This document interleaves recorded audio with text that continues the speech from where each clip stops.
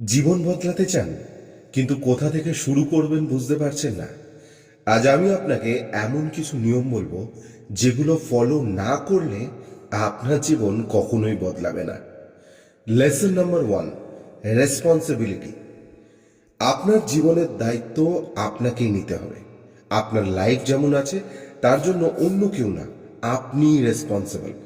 যখন আপনি ব্লেম করা বন্ধ করবেন, তখনই আপনার গ্রোথ শুরু হবে। Lesson number 2, improvement. প্রতিদিন একটু করে ইমপ্রুভ করুন। বড় সাকসেস একদিনে আসে না, ছোট ছোট হ্যাবিট দিনের পর দিন একদিন বড় রেজাল্ট দেয়। আজ 1% বেটার হলে 1 বছর পর আপনি কমপ্লিটলি অন্য মানুষ হয়ে যাবেন। Lesson number 3, discipline. ডিসিপ্লিন ছাড়া সাকসেস ইম্পসিবল। যা করা দরকার তা করতে ইচ্ছা না হলেও করতে হবে, কারণ পেন অফ ডিসিপ্লিন খুব ছোট, কিন্তু রিগ্রেট অফ পেন অনেক বড়। Lesson number 4, surround your self with right people. আপনি কাদের সাথে সময় কাটাচ্ছেন, কিভাবে সময় কাটাচ্ছেন, সেটা খুব ইম্পর্টেন্ট।